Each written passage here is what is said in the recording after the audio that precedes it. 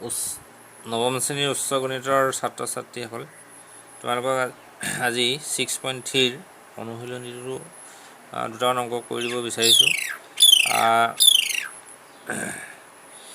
এই 6.3 অনুশীলনীত তোমালোকৰ গুণোত্তৰ প্ৰগতি আছে। গতিকে আমি ইয়াৰ আগৰ পাঠটো সমান্তৰ প্ৰগতিৰ বিষয়ে আমি গম পাই আহিছোঁ। গতিকে আজি আমি এই গুণোত্তৰ প্ৰগতিৰ বিষয়ে অকণ আমি আলোচনা কৰিম। তোমালোকৰ সমান্তৰ প্ৰগতিত আছিলে কি, এই পদ দুটাৰ যি পাৰ্থক্যবিলাক প্ৰত্যেকৰে কি আছিলে, সমান আছিলে। কিন্তু ইয়াত সেইটো কথা ইয়াত নেখাতে। ইয়াত হৈছে পদ দুটাৰ হৰণফলটোহে ইয়াত প্ৰত্যেকৰ লগত মিলিব। ধৰা -3/1 কি ওলাব? -3/1 ওলালে -3 ওলাব। গতিকে আকৌ ঠিক তেনেকৈ 9/-3 ওলালে কি হ'ব? -3 ওলাব। গতিকে প্ৰত্যেকৰে ইহঁতৰ হৰণফলটো, পদ দুটাৰ যি হৰণফল প্ৰত্যেকৰে কি হ'ব? সমান সমানকৈ আছে। গতিকে এই অংকটোত গুণোত্তৰ প্ৰগতিৰ পদকেইটা দিয়া আছে আৰু উলিয়াব লাগে দহতম পদটো উলিয়াব লাগে আৰু লগতে 10তম পদৰ যোগফলটো উলিয়াব লাগে। ইয়াত চোৱা, প্ৰথম পদ কি দিছে? 1 দিছে আৰু তাৰমানে সাধাৰণ অনুপাতটো এই পদ দুটাৰ কি কৰিব লাগিব? হৰণ কৰিব লাগিব। হৰণ কৰিলে কি ওলাব? -3। গতিকে ৰ মানটো -3 ওলালে। ইয়াৰ পৰা আমি ক'ব পাৰোঁ যে টো 1তকৈ কি ওলাইছে? সৰু ওলাইছে। এতিয়া আমি 10তম পদটো নিৰ্ণয় কৰিম। এনেই আমাৰ সূত্ৰটো হৈছে an = Rn-1। an = a × Rn-1। এই সূত্ৰটোত আমি প্ৰয়োগ কৰিব লাগিব। গতিকে আমাৰ ইয়াত nৰ মানটো কিমান? 10। গতিকে সেইমতে আমি পাতিছোঁ a × R10-1। 10 - 1 হ'লে কি হ'ব? 9। এতিয়া ৰ মান কি পাইছিলোঁ আমি? ৰ মান পালোঁ আমি -3। গতিকে এইটো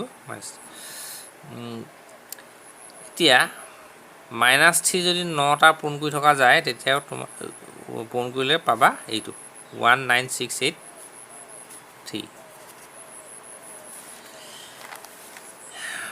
বাকী আৰু এটা কৰি দিয়া হৈছে, এইটো এই একে প্ৰচেছত তেনেকৈ উলিওৱা হৈছে। আমি কি পালোঁ এতিয়া? 10তম পদটো আমি পালোঁ, কিন্তু 10তম পদলৈকে যোগফলটো আমি উলিয়াব লাগিব। এইটো ইয়াৰ সূত্ৰটো হ'ব টো 1তকৈ সৰু হ'লে সূত্ৰ এইটো হ'ব। তোমালোকৰ কিতাপত চাবা, টো 1তকৈ সৰু হ'লে যোগফলৰ সূত্ৰটো কি, আৰু 1তকৈ ডাঙৰ হ'লে যোগফলৰ সূত্ৰটো কি? দুটা আছে, চাই ল'বা। এইটো আমি 1তকৈ সৰু ৰ মান 1তকৈ সৰু যি যোগফলৰ সূত্ৰ, সেইটো আমি পাতি লৈছোঁ। সূত্ৰটো হৈছে a × 1 - Rn / 1 - R। গতিকে আমি a ৰ মান 1, ৰ মান কি পাইছিলোঁ? -3, নৰ মান কিমান? 10। তলত 1 - R মানে 1 - -3। গতিকে কিমান হ'ব? এইটো 3 × 4 হ'ব আৰু -3 টো 10⁻⁴, তাৰমানে -3 10টা পূৰণ কৰিলে মানে এইটো ওলাব। গতিকে এটা বিয়োগফল এই। বাকী তাৰ পিছৰ অংকটো একে ছেইম ছিষ্টেমত কৰা হৈছে, চাবা। 2 নম্বৰ a,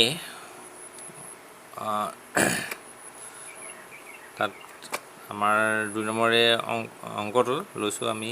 ইয়াত আছে কি? 4 + 44 + 444 ... nটা পদৰ যোগফল উলিয়াবলৈ কৈছে। তোমালোকৰ এইটো উদাহৰণটো আছে, উদাহৰণ চাই ল'ব পাৰা। প্ৰথমতে আমি এই 4টো কমন লৈ ল'ম। 4টো কমন ল'লে কি হ'ব 1 + 1 1 + 1 1 1 এনেকৈ ডট ডট। গতিকে এই 1বোৰৰ ঠাইত আমি 9 এটা প্ৰয়োজন আছে। 9 এটা আমি ভৰাই দিছোঁ, তাৰমানে 9 এটা পূৰণ কৰি দিছোঁ। আমি 9 এটা পূৰণ কৰি দিয়াৰ কাৰণে তলত এটা 9 লিখিব লগা হৈছে। তাৰমানে অন্য এটা কথাত ক'বলৈ গ'লে তলেবোৰে এটা 9, ওপৰতো এটা তলতো এটা 9 লৈছিলোঁ, আৰু এই 9টো ইফালে পূৰণ কৰি দিয়া আছে। তাৰপিছত আমি 9ৰ ঠাইত কি লিখিছোঁ 10 বিয়োগ 1, আৰু 99ৰ ঠাইত 100 - 1, 999 ঠাইত কি লিখিছোঁ 1000 বিয়োগ 1 এনেকৈ লিখিছোঁ। আমি 10, 100, 1000 এইবিলাক আমি এক্সট্ৰাকৈ লৈছোঁ, আৰু -1 -1 -1 এইখিনিক আমি এক্সট্ৰাকৈ লৈছোঁ। এইটো এনতম পদলৈকে আৰু এইটো এনতম পদলৈকে। গতিকে 10 to 10 হ'ল, 100 to 10 স্কোৱাৰ, 1000 to 10 কিউব, সেইকাৰণে এনতম পদ। ইয়াত 1 1 1 1 এনেকৈ যদি যোগ কৰি যোৱা হয়, এনতম পদলৈকে যদি যোগ কৰি যোৱা হয়, তেতিয়া ইহঁতৰ উত্তৰটো কি ল'ব অকল n ল'ব। এইটো কিতাপত আছে, চাই ল'ব। গতিকে এইটো আমি যোগফলটো, এইটো গুণোত্তৰ প্ৰগতিটো আমি যোগফলৰ সূত্ৰত আমি ব্যৱহাৰ কৰিম। এতিয়া r মানটো 1তকৈ ডাঙৰ নে সৰু নে এইবিলাক আমি চাই ল'ম। এতিয়া এয়া তোমাৰ প্ৰথম পদটো 10 আৰু r মানটো 10 স্কোৱাৰ বাই 10 মানে কি 10। গতিকে ইয়াৰ পৰা কি গম পালোঁ, rটো 1তকৈ ডাঙৰ, 1তকৈ ডাঙৰ হ'লে মানে এইটো সূত্ৰ হ'ব। এইটো মই সূত্ৰটো মানে কি অংকটো ডাইৰেক্ট লিখি দিছোঁ সূত্ৰটোতে। এইটো a মান আছিলে, a মান আমি 10 পোৱাৰ কাৰণে ইয়াত 10 লিখিছোঁ। এইটো r⁻n, r মান 10 n লিখিছোঁ, আৰু r-1 10 মানে 10 - 1 এইটো সূত্ৰমতে আমি মিলাই পেলাই লিখিছোঁ।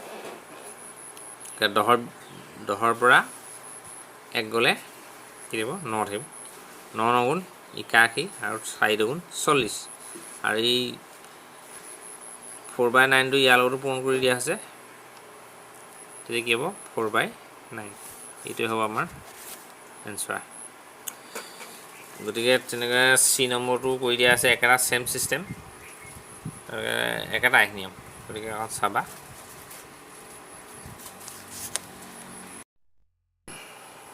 3 নম্বৰ চি, তোমাৰ প্ৰশ্নটো মই লিখা নাই, কিতাপত চাই ল'বা। এটা গুণোত্তৰ প্ৰগতিৰ প্ৰথম 5টা পদৰ পূৰণফল আমাক উলিয়াবলৈ কৈছে। কিন্তু দিয়া আছে তৃতীয় পদটো 4 দিয়া আছে। গতিকে আমি প্ৰথমতে প্ৰথম 5টা পদ আমি ধৰি লৈছোঁ। প্ৰথমটো aৰ স্কোৱাৰ, aৰ কিউব, aৰ4। গতিকে দিয়া আছে তৃতীয় পদটো 4। গতিকে আমি তৃতীয় পদৰ সূত্ৰমতে আমি ব্যৱহাৰ কৰিছোঁ, গুণোত্তৰ প্ৰগতিৰ সূত্ৰ a × r⁻n-1। আমাৰ nৰ মান 3 থকাৰ কাৰণে 3 - 1, গতিকে 3ৰ পৰা 1 গ'লে কি হ'ব 2। গতিকে আমি ar² = কি পালোঁ আমি 4। এইটো নম্বৰ 1। এতিয়া আমাক যিটো উলিয়াবলৈ দিছিলে এই 5টাৰ পূৰণফলটো, এতিয়া আমি ইয়াত উলিয়াইছোঁ। এই 5টাৰ পূৰণফল a হ'ব 5টা আছে, গতিকে এইটো 5, আৰু r ইয়াত 1টা 2টা 3টা 4টা, গতিকে আমি এইকেইটা যোগ কৰিলোঁ, তাৰপিছত 10। গতিকে আমি ইয়াত পালোঁ a⁻5 আৰু r⁻10। গতিকে আমি 5 এটা কমন লৈছোঁ, 5 কমন ল'লে কি হ'ব ar² হ'ব। গতিকে আমি ar² মানটো আমি এই 1ত পাইছোঁ, সেইকাৰণে মই ইয়াত লিখি লৈছোঁ যে ইয়াত 1ৰ পৰা বুলি কৈছোঁ। গতিকে ar² মানটো ইয়াত কি আছিলে 4, গতিকে আমি ইয়াত 4 পাতিছোঁ। 4⁵ হ'লে মানে কি হ'ব 4 যদি 5টা পূৰণ কৰি থকা যায়, তেতিয়া 1024 ওলাব।